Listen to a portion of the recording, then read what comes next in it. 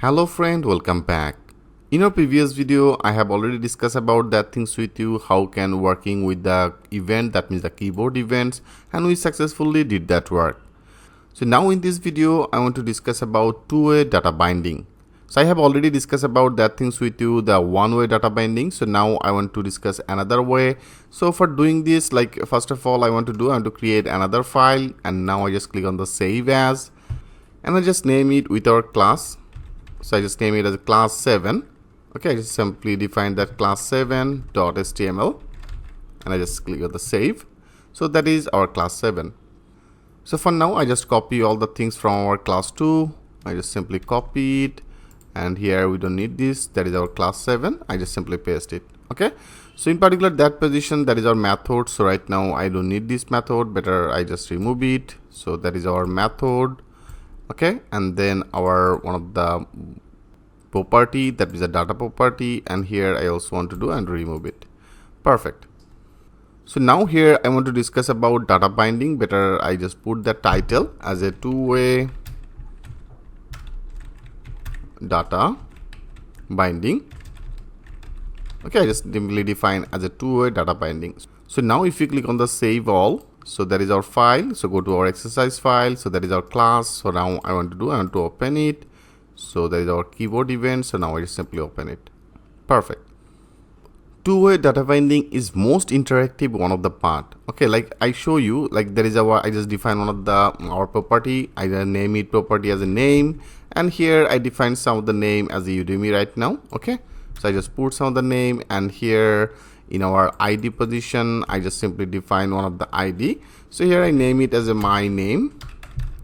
Okay, I just simply define as a my name is, better I just to define as a Kazi.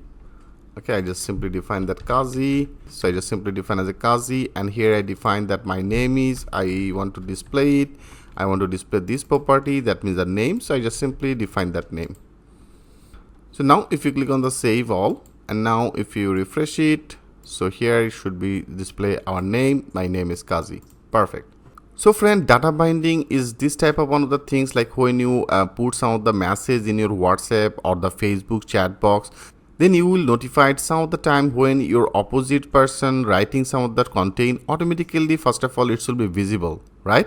So it's visible what exactly he write, what exactly he delected from to this position. In emo there have this type of one of the functions. So whatever the things you write down in your chat box, automatically your opposite person will see the what exactly you write. Okay, so this type of things you can also define with this two-way data binding. Like I show you here, I define one of the input field. I just simply define one of the input field, and I just define the type as a text type, and here I define another detective, that means a view detective. If you select as a view as a V, and I just define as a model. Okay, I just simply define as a view model, and now here whatever the things you will put in particular that positions, like here if you put some of the property name, like I just define as a age. So first of all, whatever the things you will put in particular that area, this V model will first of all check that things in your data property area. Okay, I hope you can well understand about it. So right now in our this detective area, I define as a V model as a age. So first of all, it should be checked. Right now they have no age. Like if you click on the save all, and now if you refresh it, now you can see it's now totally blank.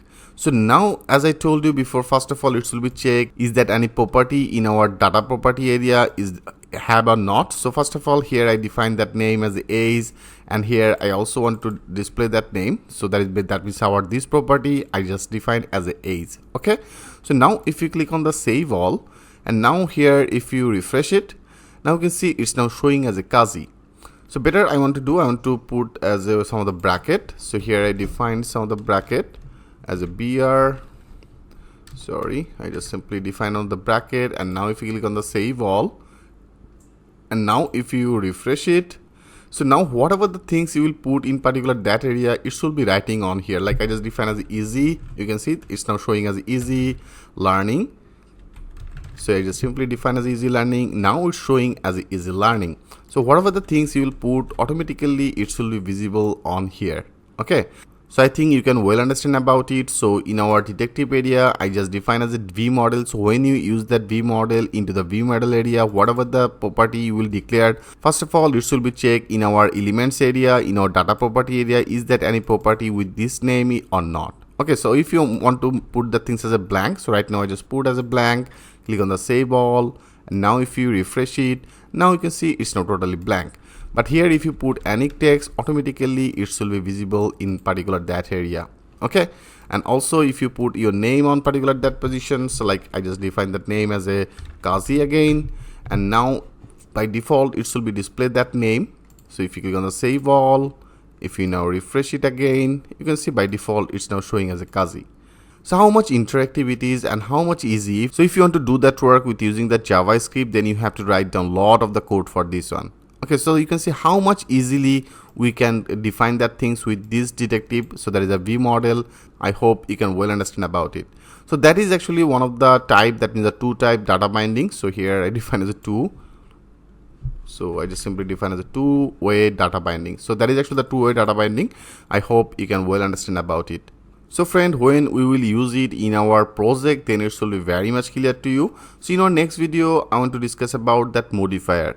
How can use that modifier in VueJs? I will show you that things with a live example. So thanks for watching, and I will see you in the next video.